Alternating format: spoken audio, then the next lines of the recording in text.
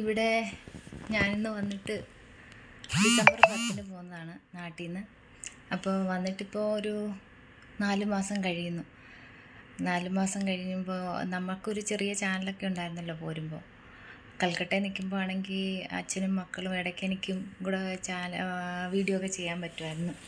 അത്യാവശ്യം വ്യൂസൊക്കെ ഉണ്ടായിരുന്നു. സബ്സ്ക്രൈബേഴ്സ് കുറവാണെങ്കിലും അത്യാവശ്യം വ്യൂസൊക്കെ ഉണ്ടായിരുന്നു. ഇപ്പോൾ നാട്ടിൽ വന്നു കഴിഞ്ഞപ്പോൾ നമുക്ക് വീട്ടിൽ അത്ര സൗകര്യങ്ങളൊന്നും ഇല്ല. അത് തന്നെയല്ല, അവർ കുറച്ചുകൂടെ വളർന്നപ്പോൾ അവർ വീഡിയോയ്ക്കൊന്നും നിൽക്കുന്നില്ലെന്നാണ് പറയുന്നത്. പിന്നെ ഞാൻ ഇങ്ങോട്ട് പോകുന്നതിൻ്റെയും ഒക്കെ അതായിട്ട് ഓട്ടം ഓടാൻ പോകുന്നതൊക്കെ കാരണം വീഡിയോ ഒന്നും എടുക്കാൻ പറ്റുന്നില്ല. എന്നോട് പറയുന്നുണ്ട്, ഞാൻ ഇവിടുന്ന് എന്തെങ്കിലുമൊക്കെ വീഡിയോ എടുത്ത് സെൻഡ് ചെയ്ത് കൊടുക്കുക, ഞാനത് എഡിറ്റ് ചെയ്ത് ഞാനത് അപ്ലോഡ് ചെയ്യാമെന്നൊക്കെ പറയുന്നുണ്ട്. ഞാനിവിടെ വന്നു കഴിഞ്ഞ് എക്സാമൊക്കെ എഴുതിയിട്ടാണ് വന്നതെങ്കിലും ഇവിടെ വന്നു കഴിഞ്ഞപ്പോൾ ആദ്യത്തെ ഒരു ടെൻഷനും കാര്യങ്ങളൊക്കെ ഭയങ്കരമായിരുന്നു. ഡ്യൂട്ടിയൊക്കെ ഇങ്ങനെ പോന്നു. നമ്മൾ എല്ലാം പഠിച്ചു വരണ്ടേ. ഇവിടെ എല്ലാം സിസ്റ്റം വർക്ക് ആയത് കാരണം നമ്മളെല്ലാം പഠിച്ചു വരണ്ട. അതിൻ്റേതായിട്ടുള്ള ടെൻഷനും കാര്യങ്ങളും ഇപ്പോഴും ഉണ്ട്. ഡ്യൂട്ടിയൊക്കെ എന്നാലും നന്നായിട്ട് പോകുന്നുണ്ട്. അപ്പം ഞാനിന്ന് വിചാരിച്ചു ഒരു വീഡിയോ എടുത്ത് അയച്ചു നോക്കാമെന്ന്.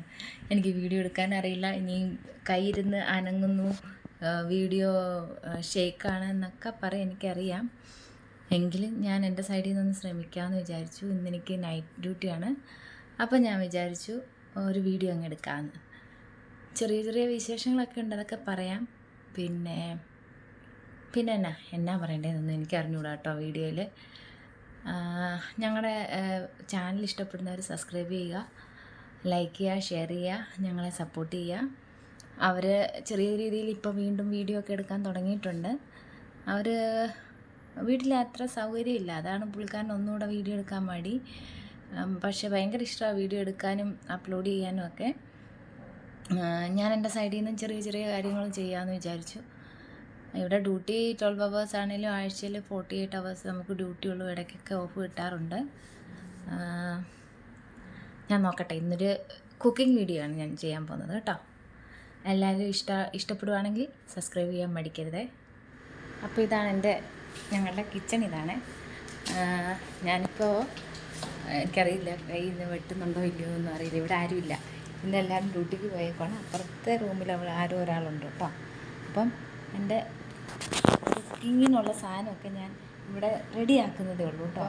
വലിയ ഈ കുക്കിംഗ് ഷോയിലെ പോലെ ഞാനെല്ലാം അറേഞ്ച് ചെയ്തിട്ട് അടുത്ത വീഡിയോ എടുക്കാം. ഓക്കെ.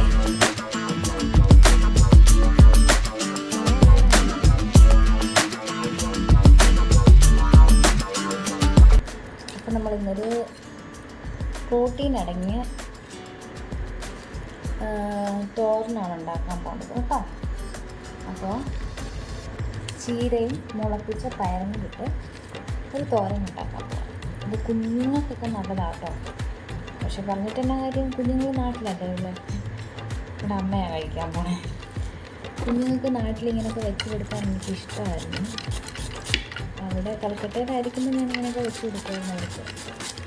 പക്ഷേ ഇപ്പം പറഞ്ഞിട്ട് കാര്യമില്ലല്ലോ, അവരവിടെ ഞാനിവിടെ.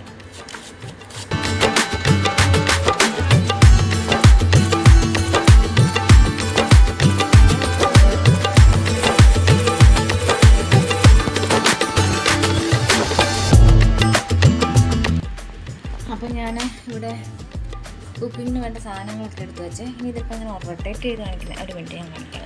ഞാനിവിടെ എന്തൊക്കെയാണ് എടുത്ത് വെച്ചെന്ന് നോക്കാം. ഇതാണെങ്കിൽ ചുമന്ന ചീര അരിഞ്ഞത്, ഇത് പയർ മുളപ്പിച്ചത്. പക്ഷേ എല്ലാ പയറും മുളച്ചില്ല കേട്ടോ.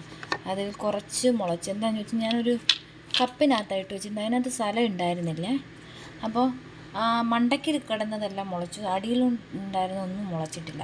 അത് ഇച്ചിരി കൂടെ മുളയ്ക്കുമായിരുന്നെങ്കിൽ നന്നായിരുന്നേനെ. ഇനിയിപ്പോൾ അങ്ങനെ അങ്ങ് ചെയ്യാൻ ഓർത്തു.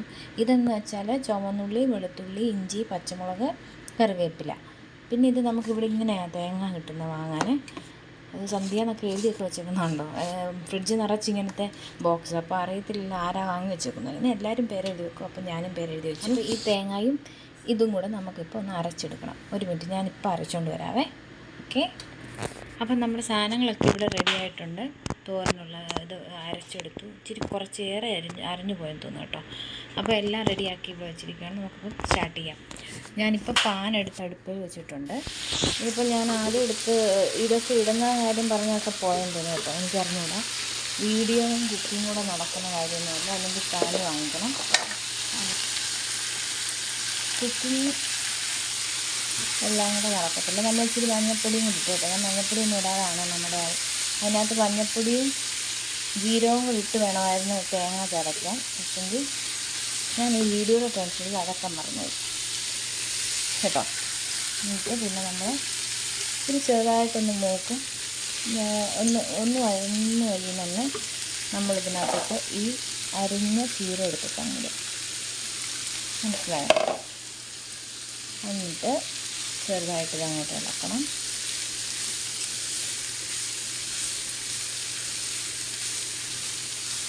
ചെറുതായിട്ട് ഇളക്കിയിട്ട് ഞാനപ്പോൾ ആ അരപ്പ് അങ്ങോട്ട് ചേർത്ത് അരപ്പും കൂടി ഇതിനകത്തോട്ട് ചേർത്തിട്ട് ഇച്ചിരി തേങ്ങ ഇച്ചിരി ഒന്ന് അരഞ്ഞു.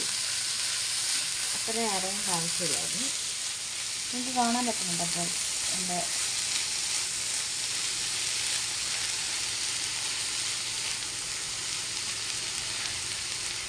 ചീരയും മുളപ്പിച്ച പയറും കൊണ്ടുള്ള തോരനാണ് കഴിച്ചിട്ടും. തോരൻ ചുടുമായിരിക്കും, പക്ഷേ എനിക്ക് വീഡിയോ ഇട്ടത് ശരിയായിട്ടില്ല. നോക്കട്ടെ. അപ്പോൾ ഇത് ഒരു 2-3 മിനിറ്റ് മതി കേട്ടോ. ഒരുപാട് സമയം വേണ്ട. ഒരു 2 മിനിറ്റ് ഒന്ന് മൂടി വെച്ച് വേവിക്കാം. ഓക്കെ, ഇതാണ് എൻ്റെ ഫൈനൽ ലുക്ക് തോരൻ്റെ കേട്ടോ. സിമ്പിളായത്. ഒരു 5 മിനിറ്റ് പോലും വേണ്ട. ചീര അരിയുക, പയറും മുളപ്പിച്ച് വെക്കുക. ഓക്കെ, അത് കഴിഞ്ഞിട്ട് ഇച്ചിരി തേങ്ങ, ഇഞ്ചി, പച്ചമുളക്, വെളുത്തുള്ളി, ജീരകം, മഞ്ഞൾപ്പൊടി ഇത്രയും കൂടെ മിക്സിയിലോ അല്ലെങ്കിൽ കല്ലിലോ വെച്ച് ചതച്ച് കടുക് വറുത്തിട്ട് പയറിട്ടൊന്ന് കടുക് വറുത്ത് കറിവേപ്പിലയിട്ട് പയറിട്ട് ചീരയിട്ട് ഒന്ന് ചെറുതായിട്ടൊന്ന് വാട്ടിയതിന് ശേഷം ഈ അടപ്പിട്ട് ഇളക്കുക, ഉപ്പിടുക. ഇത്രയേ ഉള്ളൂ. സിമ്പിളാണ്. എല്ലാവർക്കും തന്നെ അറിയാവുന്നതായിരിക്കും അല്ലേ. എന്നാലും എനിക്കിത് എൻ്റെ ഒരു ഡിഷ് പോലെ തോന്നുന്നു കേട്ടോ. ശരിക്കും നമ്മൾ ഈ ഇലക്കറികളൊക്കെ ഇല്ലേ, ഇങ്ങനെയുള്ള സാധനങ്ങളൊക്കെയാണ് നമ്മൾ ചോറിനേക്കാൾ കൂടുതൽ കഴിക്കുന്നത്. അപ്പം ഞാനിന്ന് ഉച്ചയ്ക്ക് ചോറ് കഴിക്കുന്നില്ല. അപ്പോൾ എൻ്റെ തോരനൊക്കെ നല്ല കിടിലാണ്. നിങ്ങൾക്കിത് മനസ്സിലായെന്ന് അറിയത്തില്ല. ഉണ്ടാക്കിയത് ടേസ്റ്റ് ഉണ്ടാവും. ഞാൻ ഉണ്ടാക്കിയത് ഉപ്പിട്ട് കേട്ടോ. ഉപ്പിടുന്നൊന്നും ഞാൻ കാണിച്ചില്ല. ഇപ്പോൾ ഞാൻ ഉപ്പിട്ട് കേട്ടോ. ടേസ്റ്റ് ഉണ്ടാവും, നല്ല ഗുണവും ഉണ്ടാവും. പക്ഷേ വീഡിയോ എടുത്തത് ശരിയായില്ല. ഞാനിപ്പോൾ എന്നാ ചെയ്യാൻ പറ്റും? അല്ലെ ഒരാൾ വേണം ഇങ്ങനെ വീഡിയോ എടുക്കാൻ. ഒരു കൈ കൊണ്ട് ഇങ്ങനെ വീഡിയോയും പിടിച്ച് ഒരു കൈ കൊണ്ട് തവിയും പിടിച്ച് ഇങ്ങനെ വീഡിയോ എടുക്കാനാണ്. അപ്പോൾ ഇത് തോരൻ ഇവിടെ റെഡി ആയിട്ടുണ്ട് കേട്ടോ. ഞാൻ ഒന്ന് ടേസ്റ്റ് ചെയ്യാമെന്ന് വെച്ചു.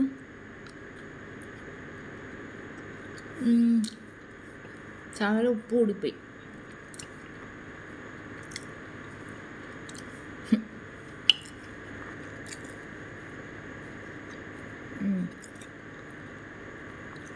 കൊള്ളാവേ. അപ്പോൾ ഇതെൻ്റെ ഇന്നത്തെ ലഞ്ച്. ഇത് കഴിക്കാത്ത എന്നാന്ന് ചോദിച്ചാൽ രാവിലെ പുട്ട് കഴിച്ചു. പുട്ട് കഴിച്ചത് ലേറ്റായിട്ടാണ്. ക്ലാസ് ഉണ്ടായിരുന്നു. ഓഫാണേലും നൈറ്റാണേലും ചുട്ടിയാണേലും എന്തുവാണേലും ഡിപ്പാർട്ട്മെൻ്റൽ ക്ലാസ് ഉണ്ടെങ്കിൽ അതിന് ചെല്ലാൻ പറ്റത്തുള്ളൂ കേട്ടോ. നല്ല ടേസ്റ്റ് ഉണ്ട് കേട്ടോ. കുഞ്ഞുങ്ങൾക്ക് ഇത് തന്നെ ഉണ്ടാക്കി കൊടുത്താലും നല്ലതാണ്. എന്നാന്ന് ചോദിച്ചാൽ ചീരയും ചെറുപയറും അല്ലേ, അവർ വെറുതെ വാരി കഴിക്കും. ലച്ചും പാറുവാണെ കഴിച്ചേനെ. എന്തോ ചെയ്യാൻ, എനിക്ക് കൊടുക്കാൻ പറ്റത്തില്ലല്ലോ. അവർക്കിഷ്ടം ഇതൊക്കെ. കൽക്കട്ട നിൽക്കുമ്പോൾ ഇങ്ങനെ കൊച്ചു കൊടുക്കുക ഞാൻ. ഇത് അവരുടെ പാകത്തിനാണ്. എരിയില്ല, വലിയ എരിവൊന്നുമില്ല. അപ്പോൾ എല്ലാവരും ഇതൊന്ന് ട്രൈ ചെയ്ത് നോക്കുക. ഇഷ്ടമായെങ്കിൽ എൻ്റെ വീഡിയോ ലൈക്ക് ചെയ്യണം, ഷെയർ ചെയ്യണം, സബ്സ്ക്രൈബ് ചെയ്യണം. ഇനി ഞാൻ എന്തെങ്കിലുമൊക്കെ കുക്കിംഗ് വീഡിയോ ആയിട്ട് വരുന്നതായിരിക്കും. അല്ലാതെ ഇവിടെ എന്നാ വീഡിയോ എടുക്കാനാണ്? കുക്കിംഗ് വീഡിയോ അല്ലാതെ ഞാൻ പിന്നെ വേറെ എന്ത് വീഡിയോ എടുക്കാനാണ് ആയിട്ട് വരുന്നതായിരിക്കും. അപ്പോൾ എല്ലാവർക്കും ബൈ.